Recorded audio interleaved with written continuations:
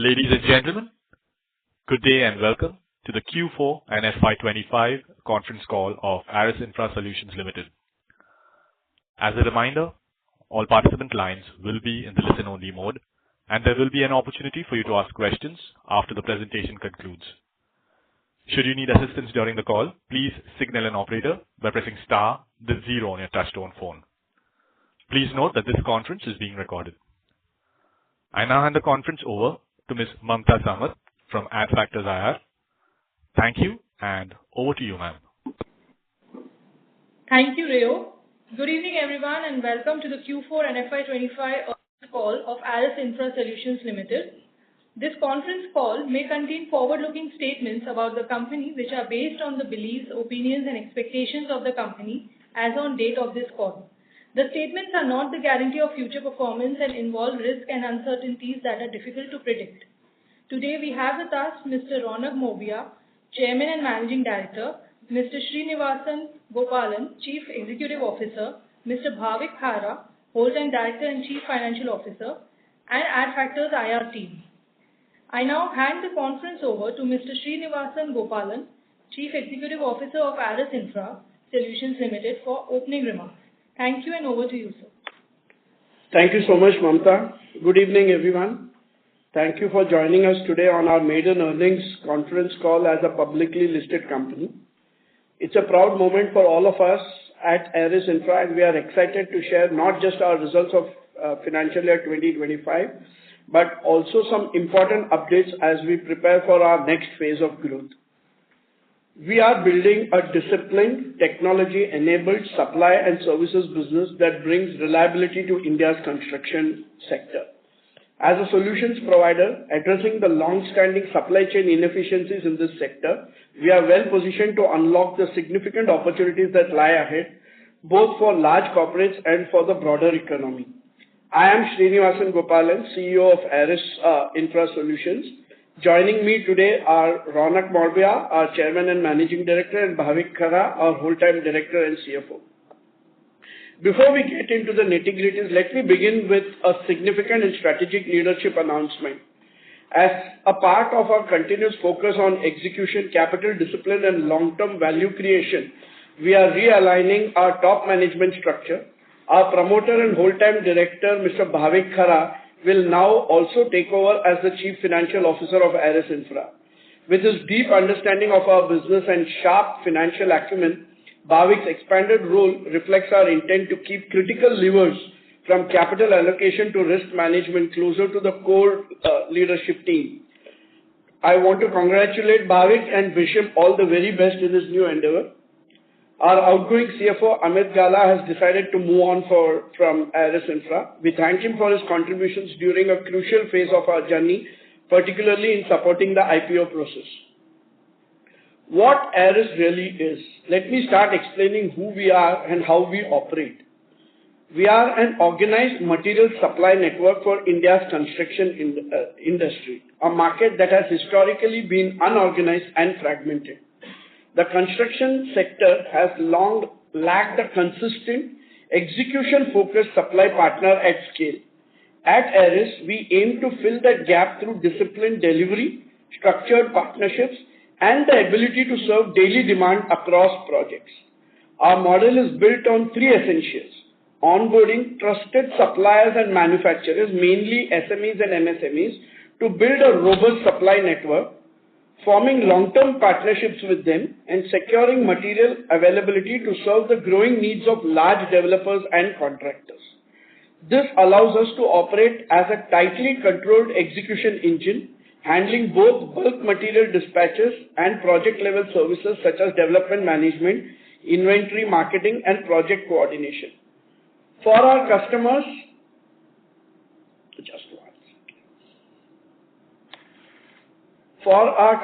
this translates into three clear benefits: consistent supply of bulk materials, assured quality, and freedom from dealing with hundreds of suppliers and manufacturers. We provide an end-to-end execution system for materials, covering sourcing, quality checks, delivery, and documentation, all driven by our own technology and operations. And we take full responsibility for all of these. This gives us the reliability and control of a manufacturer without the capital intensity or operational burden of owning and running clients' assets.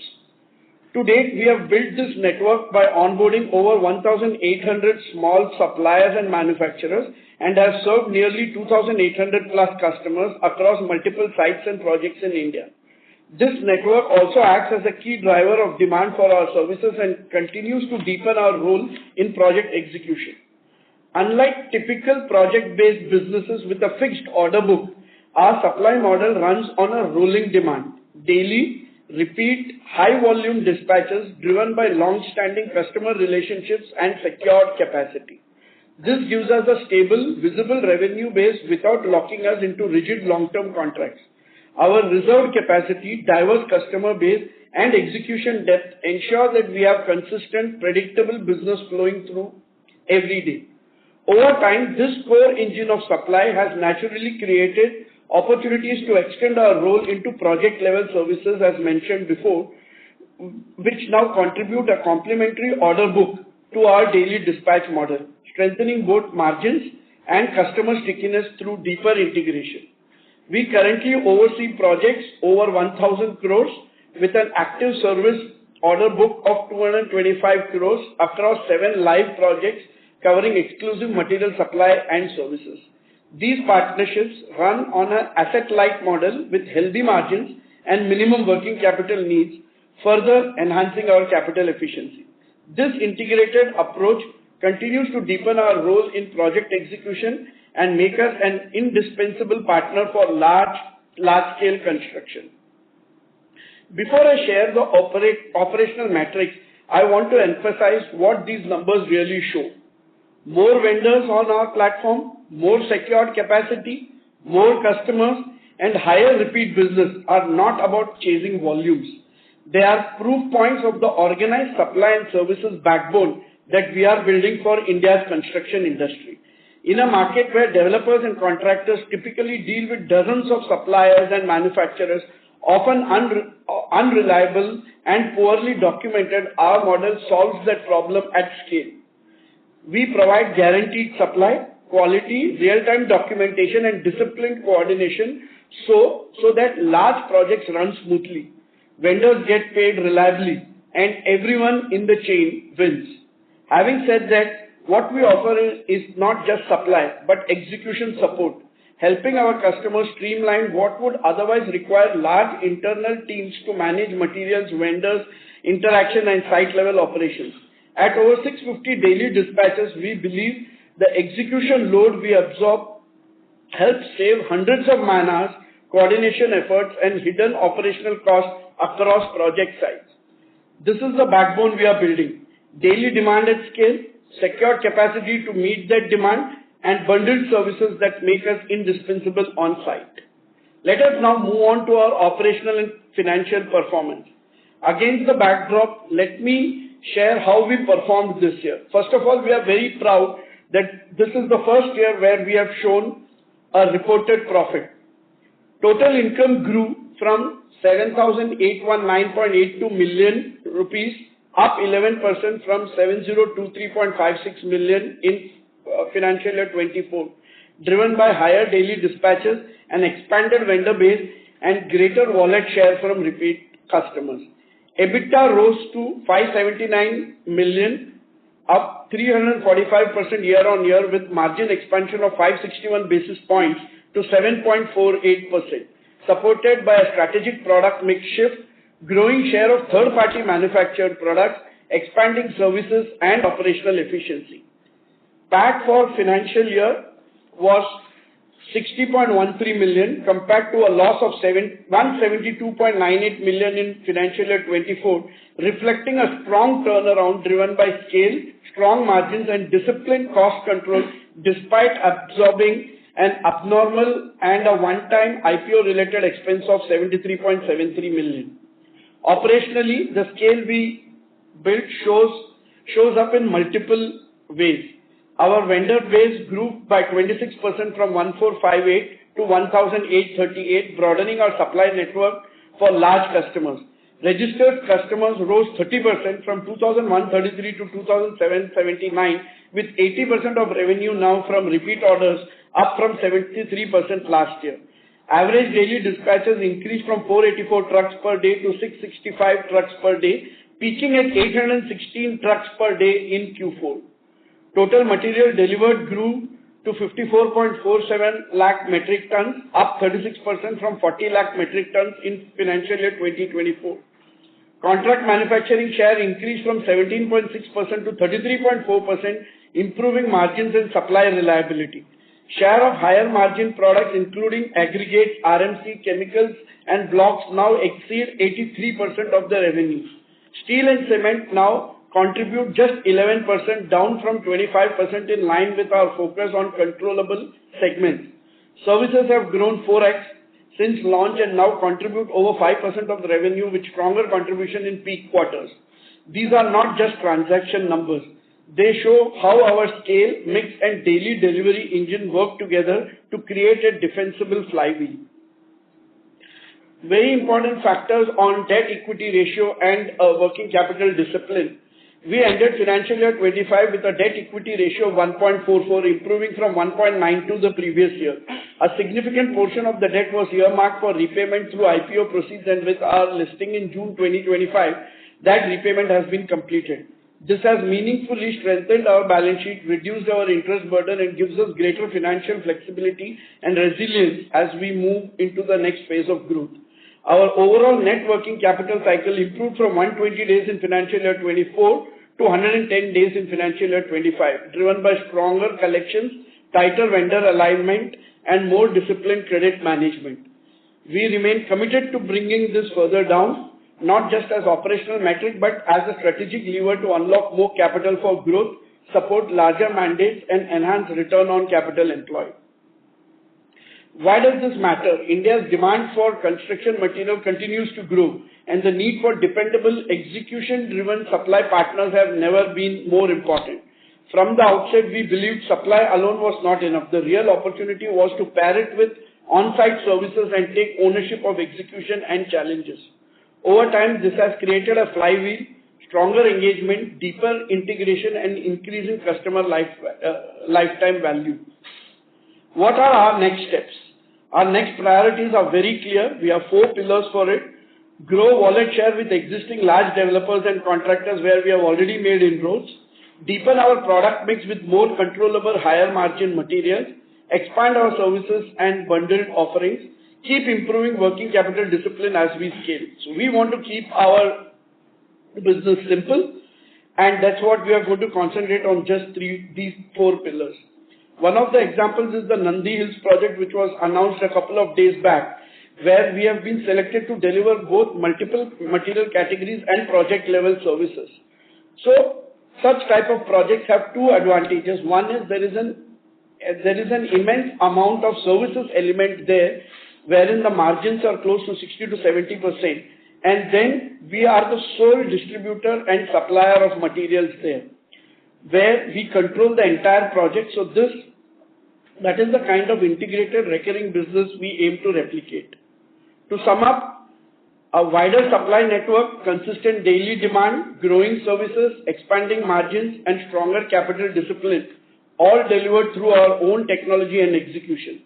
This is not just about dispatching more trucks. It is about building an organized system the industry can rely on every single day, and the need of the industry as of today.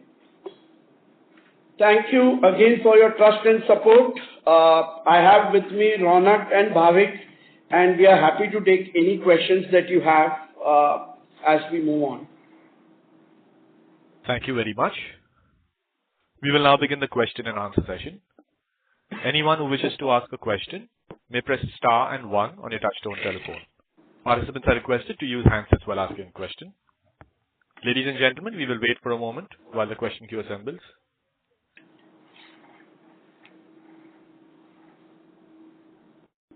The first question is from the line of Man from Growth Fear Ventures. Please go ahead. Hey, hi Ronak, hi Bhavik. So, congrats for great set of numbers. So the first thing that I wanted to know is that when we see the margins of you guys, and when I compare it year over year, we get that aggregates is a very high profit making or high margin machine, right? Still, even after increasing their share in the total pie, the margins have contracted a bit. So just wanted to get a view that what happened this quarter that the margins contracted by a significantly good numbers. So yes, thanks, Man. So in quarter 4, usually what happens is we fulfill orders in 2 categories. One is the traded materials and one is through contract manufacturing. And as much as we want to focus on contract manufacturing, there are times when we want to support some key large accounts with materials that don't fall under that bracket. And that's exactly what happened in Q4, where we were supporting a few large accounts with high demand because the construction activity was at peak. And if you see the absolute number of contract manufacturing stays the same, but there was an increase in the materials. And that's predominantly why, there was a moderate, profit that was recorded, but it was more of a strategic decision and not, less demand from any particular high margin categories. Got it. But as in when we go, say in FY'26, have we built up the sufficient capacity or the sufficient product line that is required in the peak demand so we can fulfill the same through our contract manufacturing or say third party manufacturing vertical, or will still have to go to the normal feeding vertical? No, absolutely. In fact, that's been our focus, and what we've done is, our differentiation lies in execution, and we generally like to focus on categories where we have control over procurement and pricing, and that's what we look to do. In fact, what we've done is we've increased our capacities in the categories that we generate large revenues from, specifically aggregates, RMC, blocks, and chemicals. Aggregates, we've close to secured capacity in the north of about 3 lakh metric tons per month. In RMC, about maybe 40 to 50,000 cubic meters per month, and we are constantly going to increase our capacity so as to fulfill the larger demand that we see coming from existing and new customers. So yes, we have positioned ourselves well in terms of fulfilling this high demand as we go forward. Got it. Another thing that I wanted to understand is what will be the servicing mix of our business in FY'26, not in terms of quantum but in terms of percentage, and what is the contribution margin for that service? Could you just help me quantify the thing? So the services business, if you see, has grown in the past 3 years at least 4x times, and we would be in the range of 5 to 7% of the total turnover would contribute the services turnover, and the margins typically are between 60 to 70% because there are no direct costs. All costs are just the operational overheads that the company has. So the more the service, the more the profitability, and we are working towards that. Got it. Okay. No worries. I'll come back in queue. I have other questions as well. Please. Thank you, Rana. Thank you, Bhavesh. Thank you, sir. Thank you. Thank you. The next question is from Shaurya Punyani from Arjav Partners. Please go ahead. Hi, am I audible? Yeah. So first question of what percentage of the revenue comes from contract manufacturing and trading, right? Yeah, so about 94 to 95% is from materials, the rest is from services. Out of that 94, about 33% comes from contract manufacturing at the moment, and the rest is from traded materials. So around 68% trading, right? And also important to note that this has been consistently increasing. In FY'24, it was just 17 to 18%, which has grown to 33%, and that's why you can see the margin difference as well in both the years. So what are typical margins in a contract business and trading business? Like what's the difference? Yeah. So in contract manufacturing, we are currently focusing on aggregates, RMC, and blocks. If just to kind of give you some perspective, if you compare traded margins of aggregates versus where we control the entire capacity and have control over supply and quality, the difference in gross margins would be, traded would be approximately 6 to 7%, and in contract manufacturing going up to as much as about 12 to 14% even. And that is without the operational bandwidth of running our own entire plants and without the risk of actually, going low in production. So basically, we operate as manufacturers without the risks, but the supply security and the margin, that is a benefit that we get, by operating as manufacturers.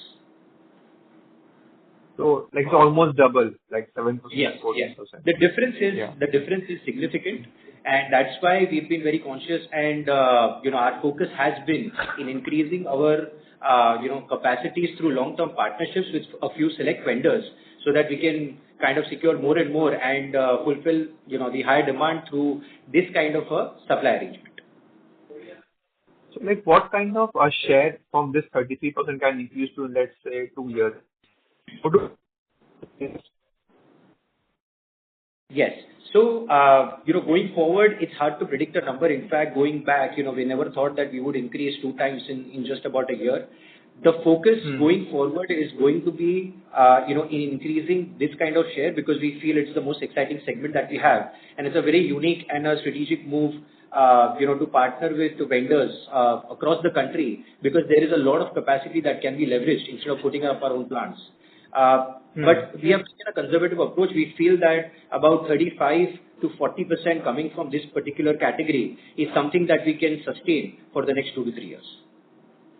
35 to 40%. Okay. So sir, given all that, what kind of growth are we targeting, like in terms of top line, like 26 and 27? Yeah. So overall, in terms of revenue, I think we are in terms of revenue, we are well positioned to kind of target a growth of around 40 to 50% for the next 2 to 3 years. That's the kind of growth that we will look to target with the IPO process. And can margins go to like 8%, like 8-9%? Yeah. So in terms of absolute numbers, I think the kind of support that we have with technology, in fact, most of our workflows, the kind of business that we manage, most of the work is done by the technology that we have built, and we see the operating leverage start to kick in the next 2 to 3 years as we scale. So we see a definite improvement in our EBITDA. In fact, we feel that we'll be growing at, let's say, about a 60-70% growth in our EBITDA for the next 2 to 3 years. So that's the kind of numbers that we're looking at. And sir, like 40 to 50% growth is a big number. So any specific source areas we have big growth? Can you repeat that? Sorry. So we are targeting 40 to 50% growth. Even we have seen like demand. Shaurya, I'm sorry to interrupt, but your voice is breaking. If you're in a hands-free, request you to use the handset.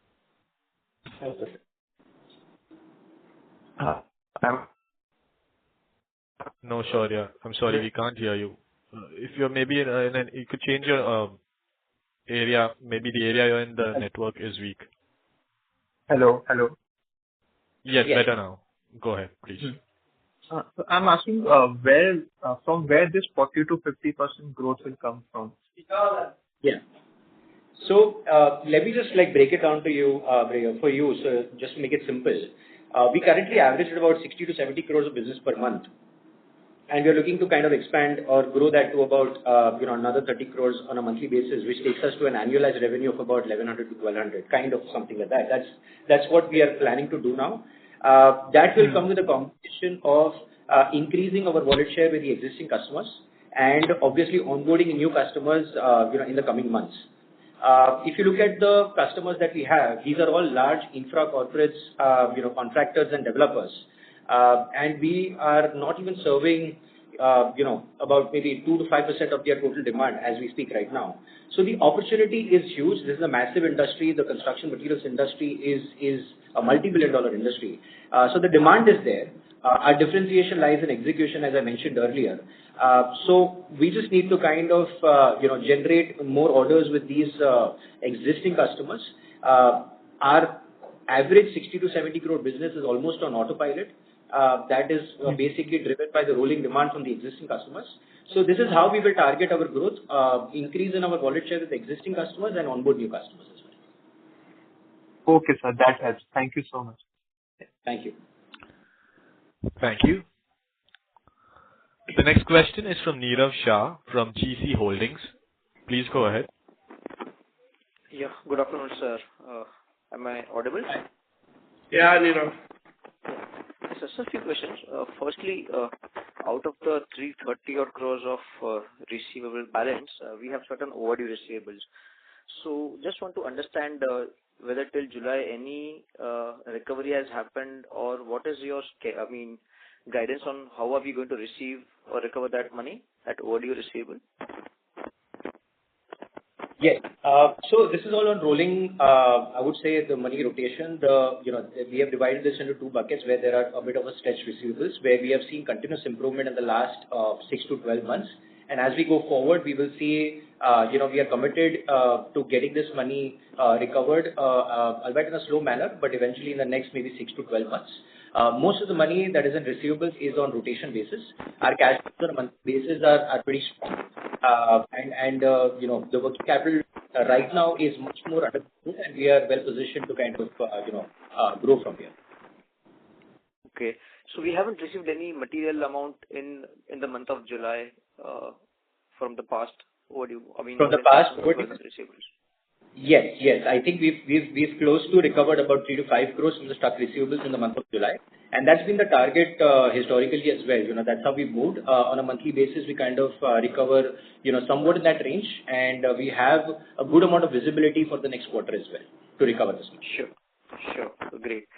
So second question is, on the treatment of IPO expenses. I'm seeing the notes to accounts, and it's mentioning that the cost allocated for listing has been recognized as exceptional, but the issue expense, if I'm not wrong, I heard 17 odd crores that has been adjusted against the share premium account.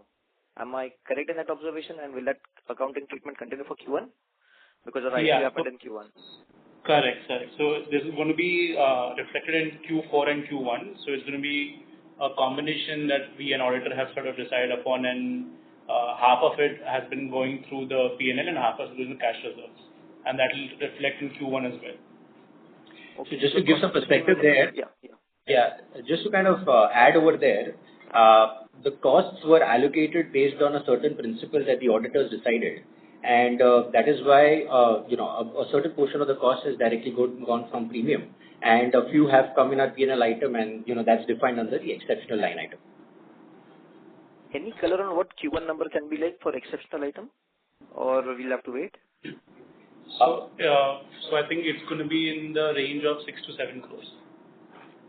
And balance will be adjusted in the securities premium account. Yes. Okay. We're still in the process of finding numbers, but that's the range that we're looking at now. Yes. Sure. Great. That's helpful. And last bookkeeping question.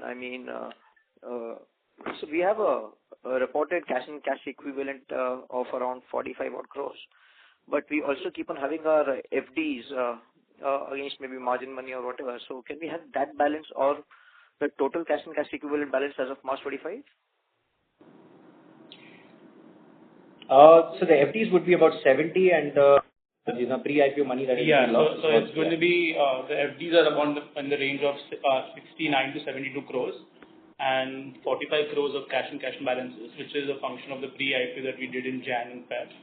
So the total is going to be about 120 to 130. Perfect. Great. That's helpful, sir. Thanks, sir, and all the best, sir. Thank you so much. Thank you. The next question is from Kaushal Sharma from Equinox Capital Ventures. Please go ahead. Hi, sir. Very good evening. Am I audible? Yes, please go ahead. Yeah, so my question is on your margin side. Like I can observe that your margin is hovering around 8 to 9%. So, and the working capital cycle is very intensive in our business because our receivable days is a little bit higher in our business as compared to payable days, leading to our higher working capital around 160 to 170 days. Because in the lower margin, we are having a tight working capital, so that is impacting our cash flows. currently we have removed our debt via IPO proceeds, but going forward, if our receivable days is like this only, then we must take a debt to fund our business, like you said, that 40 to 45. So, in future, what working capital are we targeting, like receivable days, or what is the sustainable level in our business, and what is sustainable margin in our business? So just to kind of put things into perspective there, our net working capital has improved from 120 days to about 110 days, 10 days as we speak. And we are fully committed to kind of bringing this down further. It's usually a function of time and the volume and the scale of business that you do in this industry. A good sustainable number that we would be looking to achieve in the next 2 to 3 years is about 80 to 90 days of net working capital. That gives us a good asset turn, ratio of around 4. So, that's what we will look to do in the future. Yes, it's a working capital business. We understand, we bridge the gap between the payables and receivables. Right now, what we've done is we've increased our payable days by getting favorable credit terms, from the suppliers in the market to about 25 days. And we brought down the receivables from about 160 days to about 134. And that's how we've come to a number of 110. So this is going to be one of the, main areas of focus as we move forward, as we scale in this business. And working capital in this business is also a function of the kind of customers that you deal with, the credit limits, the credit management, and obviously the material mix that we, focus on. So all of these things, coming together and technology to back up with real-time data to make, help us with better decisions, we feel that we are in a good position to kind of bringing this number down to a more sustainable number in the future, which is about 85 to 90 days. I can see your RHP that you have filed in the IPO, wherein I can see your working from December 24, and you have projected financial 26-27 is around 129 to 130 days. So how come we can approach to 80 to 85 days if we are itself projecting around 120, 130 days? So we have mentioned in our DRHP, and the number I feel that you're referring to is the receivable days. Yeah. So we're talking about the net working capital days. Correct. Yes, the net working capital days that I just mentioned here was about 85 to 90 days, and it's somewhat in the range that we've mentioned in the DRHP as well. 120 is the receivable days. No, 131 in financial year 26 is 131, and financial 27 is around 129. If you check on the DRHP. So, sir, that was our conservative approach, and now in the DRHP, and now we have already sort of surpassed that. Yeah. In terms of our receivable days and payable days. So what we are trying to say is that we achieved a target of 85 to 90 days in the next 2 years. And we are already on path to do that. And we are already going ahead in terms of what we had envisioned in terms of our DRHP and RHP. So we want to make this better and better as we go forward. That is our endeavor. And we are on the right track to do that as well. And to fund this 40 to 45% CAGR over the next 2 to 3 years, are we expecting any amount of debt in future, like short-term debts and all? What we look to do is we will use the equity, right now for the expansion. But as we move forward, we will leverage a few of the bank facilities, non-fund-based limits, as well as invoice discounting facilities to kind of unlock, more capital for us to grow. So it's going to be a mix of, non-fund-based limits, invoice discounting from customer perspective, and infusing our own equity and kind of clubbing it together to fund this growth. Okay, so we'll use mix of debt and equity, right? Yeah, it's not traditional CC lines or working capital debt, but it's more of, getting ourselves listed on vendor financing platforms where our vendors can discount our bills and, get money faster. And also the endeavor, sir, is going to be keep our debt to equity ratio in the range of 0.5 to 0.7 in the future without harming the growth that we want to do as well. Okay, so debt to equity ratio we are targeting around 0.5 to 0.7 without sacrificing our growth, right? Yes. Yep. And sir, what is the sustainable margin in your business and who are our core competitors so that we could compare with them in this business?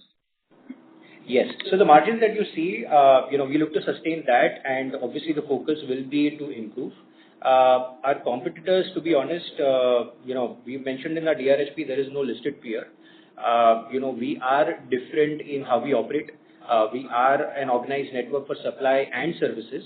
Not many competitors or not many companies actually do that today. We are a bit of a unique company in that aspect. And our differentiation, again, is in execution. So hard to compare us with, anyone. We combine material supply services with project level services, which is specifically development management or inventory marketing or project coordination. And that actually helps us in, give us three key benefits, which is customer stickiness. We are deeply integrated into their system, and it helps us really expand our margins as well. So, hard to give a like-to-like comparison, not much to comment on competitors, but we have identified a gap in this industry. We are operating in an industry which has massive opportunity, and we are kind of combining our supply experience with the services segment and providing a more holistic solution, which I believe not many other companies are doing at the moment. So the sustainable margin we can consider it around 8 to 9% EBITDA level, right? Yes, absolutely. And sir, do we have any long-term contracts on our payable side or a customer side? So we don't really operate on long-term contracts. Our demand is driven by, it's kind of a rolling demand where we have visibility on their order book, and we kind of renew our purchase orders in terms of, with respect to customers. And that's how we are kind of doing about a 60 to 70 crore of monthly business that we do today. So there are no long-term rigid contracts. It's rolling demand. But when it comes to services, when we undertake a project, as we announced about a few days back, a new project that we undertook, and plus the 7 projects that are currently active, they act as a complementary order book to what we do with supply, business, where currently we have about 225 crores of order book. Okay, 220. Okay, sir. Thank you for answering my question. Thank you so much. Thank you. The next question is from Urmish Shah from Money Wisers. Please go ahead. Yeah, thank you for the opportunity. My question is also related to debt to equity. We work on an asset-light model, and we were sitting on a debt to equity of nearly 2 for the last year. Of course, we have reduced it for the current year. Any reason that you can give that we are sitting on high levels of debt? Of course, you mentioned that you want to reduce it further to bring the debt to equity to 0.5. But any reason, any color you can give? Yes. So our business model is not just to connect supply and demand. Our differentiation is execution, where we take complete control over the sourcing, the quality, delivery, and documentation, which in effect means that we buy materials in our books and we sell it to our customers, and we give that kind of working capital support. So basically, we are bridging the gap between the payables and receivables. So that is why, for growth, we require, working capital. We raised about 150 crores of equity in the beginning, and then, at March, we had a fund of pre-IPO. But to fund that expansion, we, had a few debt facilities, mainly from banks and NCDs, to kind of, grow from there, and also to, give some invest in securing capacities to lay a foundation where we could fulfill higher demand as we grow. So we have extended some strategic deposits to vendors. We have bridged the gap between payables and receivables, and that's why we've been earning more margins as compared to industry standards as well. Okay. And also, so is it fair to yeah, sure. Also, you must have seen in the RHP that around 204 crores was raised only to reduce our debt level to bring it I saw and that. That gives us a platform where we want to be between 0.5 and 0.7, as Bhavik mentioned. Right. So can we assume that as a comfortable base where we will always be operating on 0.5 to 0.7? Yeah, that is the endeavor for us, that we want to keep it between 0.5 and 0.7. Okay. And is it because of the long receivable days that we were into losses for FY 22-23? Is that one of the main reasons? And now since we have brought that down and we further endeavor to bring the net working cycle down, so our margins would improve, and as you mentioned, 8 to 9% will clock regularly. Yeah, I mean, in a way, if you see, we are a four-year-old company, and Right. obviously we are at this stage, I mean, in a kind of inflection point where we are profitable now. Our net working capital is under control, and we have used the equity money to reduce debt as well. So I think we are very much poised to take the next leap. Sure. And if I just want to understand your process, basically, that if I am a large EPC manufacturer, right, EPC player, and I have certain, I mean, I only take materials from certain vendors, which I know. So do you, really assist in that also? Because you have a large vendor base. So I just want to understand that if I am a large EPC player and I want materials that I cater to within of just some typical vendors, so is that how you operate for that EPC Absolutely. player? Yes, absolutely. I mean, that's one of the ways we generate, demand from these large EPC contractors or developers as well. Even if you're dealing with your own vendor base, we could onboard them. We could come in, with more vendor options. We could give you a competitive price. We could, take away the problem of dealing with all these smaller vendors and could be that Right. single point of contact for multiple materials. If you look at us and traditional distributors, they would normally be dealing with maybe one or two material categories and a very small scale. Whereas if you look at us with a network of more than maybe 1,700-1,800 vendors, Right. with secure capacities and that kind of supply security, we are able to offer much more, than any other distributor or, vendor in the market. Correct. And if you could just help me with your segmental margins, I mean, from aggregates to maybe sand or soil, if you can just give a number. So I'll help you with blended margins. I gave a breakup between traded and contract manufacturing, but blended margins in aggregates would be about 11 to 12, maybe going up to 13%. In RMC, it would be somewhere around 10 to 11%. In chemicals, we're clocking about 13 to 14%. In blocks, it's somewhere around 8.5%. Steel and cement usually at about 3 to 5%. That's the range that we clock at the moment. And other materials where we look to do bundled items together, normally that category ranges between 8 to 9% or maybe going up to 10% as well. So, that's where we are with the key categories, I mentioned and then a bracket of other materials. Right. And product mix, if you could just help me with, I mean, aggregate contribution or... Yes. So aggregates currently, as of March also, and, it's pretty much the same mix right now. About 37-38% comes from aggregates, about 25-26% comes from RMC. Steel cement down to about 11-12%, as mentioned earlier. Blocks and chemicals would be about 6%. And then there is, other materials and services. Right. Okay. And if I may just ask that your revenue contribution from your top 5 or top 10 customers, is that a good metric to look at your company? Absolutely. I mean, top 20 right now contribute to about 45% as we speak. That may look very concentrated, but this is in fact a proof of, how customers love, to stick to our platform. We have a high incidence of repeat orders. About 80% of our business has repeat orders. There are a few key large infra contractors and developers who actually depend on us and consider as a very important supply partner in their own whole execution journey. And in some of them, we've grown multifold in the last 3 years.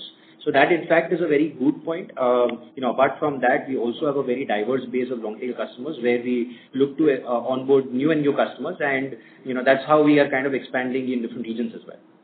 And also important that yes, sir. Whenever we supply contractors, the material goes to many projects there. So there is a diversification there as well. So, Right. So that is very important and unique to our business. Right. And just one last question. In terms of revenue, from infra and from, maybe like a building project, like a residential commercial? Can you differentiate that way? Maybe from roads, highways, you take one portion, and maybe from residential commercial buildings, basically, that revenue contribution bifurcation, can you give? Do you have a ballpark number on that? Yeah, we do have a ballpark number where, we kind of differentiate between the infra work or the kind of work that we do, and then in the real estate with respect to contractors or developers. I think it's somewhere around, as of March, it was somewhere around 60 to 40. It's still a very ballpark number, not a very accurate number, but this is how kind of... 60 to infra and 40 to... Yes. Yeah. Okay. Okay. Thank you so much and all the best. Thank you. Thank you. Next question is from Saket Kapoor from Kapoor Company. Please go ahead. Yeah, namaskar sir, and thank you for the opportunity and congratulations on your listing. Sir, firstly, you mentioned about the pre-IPO money and the money raised through the IPO. So what is the total sum that has been raised, and the pricing has been same for both the cases? So the total value that we've raised is 580 crores, and the pricing for both was same. That is correct, yes. 580 crores in total. That is a gross amount. Gross amount, that is correct. Okay. And what is the net amount that has flown to the books for the company? So there was no OFS, everything was into the company. Yeah, it was all primary. It was all primary. No, I'm just netting off the expenses. Net of expenses, how much have been transferred to the received by the company out of the 580 crore? Yes, so we are in the process of closing the two numbers, right? So once we close the June numbers, it will reflect in the Q1 report as well, because right now it's a little moving amount, so we have to get the exact number and we'll come back to you on the June quarter. Sir, when you mention about contract manufacturing, can you explain what goes into this contract manufacturing part? Because when we look at your non-current asset under property, plant and equipment, it is barely, I think so, 2 crore. Correct me there. So what exactly is the contract manufacturing, and what are these intangible assets under development? Closing balance of 41 crore. Yes, so coming to contract manufacturing, basically these are the third-party manufactured products that we mentioned in our DRHP. This is where we look to form strong long-term partnerships with certain few manufacturers, where we look to get control over their entire capacity, control their production, control over quality, so as to fulfill the larger demand that we have in specific regions for specific product categories. So that's what we've been doing in terms of that particular category. The materials that we focus over there, again, aggregates, RMC and blocks, these are the group categories that we focus on. Apart from that, intangibles, that's basically the technology under development. Till date, we have, that's the kind of asset value that we built, we've spent on our technology. And it's still under development, and that's basically the only thing that is, in that particular category. So, when we look at the RMC... Mr. Kapoor, I'm sorry to interrupt, but maybe request you to rejoin the queue as there are several participants waiting for their turn. But I have hardly asked in context to what other participants. But anyway, you want me to send back to the queue, no issue. But I have a couple of them, and whatever the rule says. Thank you. Before we take the next question, a request to participants to please limit your questions to 2 per participant. The next question is from Man from Growth Sphere Ventures. Please go ahead. Hey, hi Ronald. Thank you for the follow-up. So just one question. So as we move ahead, I think the major part, apart from incremental capex for the existing subsidiaries, there will be a part for going pan-India and making JVs throughout the India, right? So I just wanted to understand your guidance on how this business will evolve, how in what products the JV will be there, the new JVs, and in terms of geographical expansion as well for the purpose of that third-party contract manufacturing business. That would be great. Yes. So we currently have 2 very strong JVs, one in Mumbai and one in the south. Going forward, we will look to form strong partnerships that could be either in the form of JV or maybe through, just kind of having an exclusive supply arrangement or maybe booking their capacity as a whole. So it could be in both ways. But what happens with certain joint ventures as we have right now is there is always a potential to increase capacity with the same JV partner in that particular region. So we don't just look to, form partnerships, we actually look to grow with them as we move forward, because there is always a potential to put up, more manufacturing plants on the part of the JV partner, and we look to kind of take the responsibility of sales, marketing and distribution for the entire capacity. Got it. And the last question, since there are just two questions that I can ask. So the last question that I want is, as in when the servicing mix of the revenue increases, as I think it was earlier mentioned that it is 7 to 8% of the top line. I wanted to understand, since it's more or less a 100% PAT margin business. So how will the net margins evolve from here, considering that we'll be paying all our debt and there will be incrementally zero interest that we'll be paying? So any light on the same will be great for me. Interesting point, actually. In services business, obviously, it's a very high gross margin business. State adds to the EBITDA and the PAT. But more importantly, most of the IPO proceeds, the debt repayment kind of had, an interest liability of about 25 crores annually, which we feel is going to be, taken away. And, that will kind of considerably reduce our interest burden as we move forward, on a quarterly basis. So, these two things put together, plus the kind of supply security that we have in the high margin product category, we feel that the PAT improvement is going to be significantly higher, in the next, few quarters. Got it. Thank you so much. Thank you so much. All the way, Ronak. All the way, Aris team. Thank you so much. Thank you. Thank you. Next question is from Saket Kapoor from Kapoor Company. Please go ahead. Again, sir, can you come again on the point on finance cost? I missed your finishing comment. As a percentage of sales, what should this number look like with the type of additional sales and the profitable segment? What should it be, sir, going ahead? The interest to sales? Yes, sir. The interest finance cost number. Yeah, as of March, I think the number was somewhere in the range of about 41 crore, sir. 41 crore was the number. Correct. Yes. So that was about 6 to 7%. But as of now, I think, once we kind of, repay the debt, I think the number will come down below about... below 1%. Yeah, less than 0.5%. Yeah, 2%, I think, comfortably, as we move forward with some bit of discounting facilities or maybe short-term debt. So that will be below that number. That's how we kind of, and that's the number that we anticipate going forward.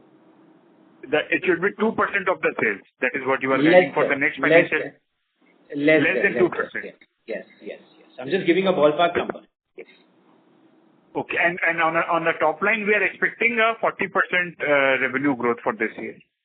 That's the kind of growth that we are targeting. Yes. That's what we believe. Yes. Sir, on the credit rating front, what is our current debt? How are we rated, and which are the rating agencies through which our debts are being rated? Yes, we required a 3-year balance sheet to kind of get, proper ratings from, firms. Although we did an initial rating from a firm called Informatics, we are in the process of actually getting ourselves rated from other firms post the IPO. And, that's the kind of process. That's the process which is on, actually, our rating process. Right, sir. If I may ask one more question, sir. In terms of the cash conversion cycle, sir, I missed your point again. So when we look at our model and also on the receivables that are lying as a closing balance, that is a total, I think so, correct me there, it is 327 crore on a top line of 767. So what should that number be? And how is the cycle going to move post the proceeds that we have already received and will be deployed to lower the debt? Correct. So I'll just kind of answer that in a slightly different way. Our net working capital, basically, the cash conversion cycle was about 120 days, and we've improved that to about 110 days, which means that the active business or the recent business or the business that we're doing is significantly better, than what we did before. And we look to kind of improve over there as we move forward. A more sustainable number that, we mentioned earlier is, targeting between about, let's say, 80, 85 to 90 days in the next 2 to 3 years, which kind of helps us to unlock more capital to fund the growth. Okay, sir. Sir, since this is the first call and there are a lot of questions, we can also take it offline with your permission. But when the type of work in terms of R&C and the slabs which you mentioned that goes into the major trading, that is facing the cement industry, and then it goes directly to the government-facing interface. So, if we take that understanding, the government capex, our company's growth is aligned to the government capex going ahead, and also we will also be aligned to the vagaries of the finance and other parts which other companies, EPC companies face because of their exposure to government. So, this understanding correct? And is it the state government where we are catering to the EPC player, or is it the center, sir? If you could just give color on the same. Yeah. So we look at this in a slightly different manner. We kind of cater to the contractors directly. We don't actually, directly supply to the government in case of maybe infra contractors or, developers. So that's how we operate. We kind of don't deal with, government directly to kind of, have any impact on ourselves. If the cement industry as a macro industry has an impact, that would maybe, slightly have an impact on the overall situation. But looking at our model with respect to materials and supply and services business, it usually doesn't, that's not how we look at our industry. But I think so it's a cycle only, sir. It is a cycle. If the payments are not released from the government front, how will the contractor pay you for your the aggregate? That is just a basic understanding of the ecosystem where it operates. So that is correct, or how do you insulate yourself from that? Understanding, obviously, that understanding is correct. Usually it's the state government or the central government, and usually these funds are released to these contractors, and that's how we get paid. So we are a part of that chain, obviously. That's how we get our payments. Yes, I mean, that understanding then I would say is correct. And there are times when the cash flows are a little tight, and usually we have experienced, a little bit of pressure on our working capital as well. That's how this industry operates as a whole. But yes, we've been kind of selecting our projects, our customers, in terms of maybe the infra work and the real estate work, very, very closely. And that's basically our job. That's basically, the challenge that we've converted into our, mode. And that's how we kind of, look to do in the future as well. Thank you very much. We'll take that as the last question. I would now like to hand the conference back to Mr. Srinivas Gopalan, Chief Executive Officer, for closing comments.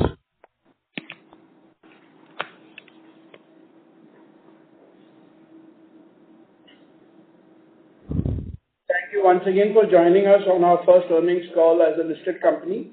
We remain focused on building a disciplined and strong foundation for long-term growth and are excited about the opportunities ahead.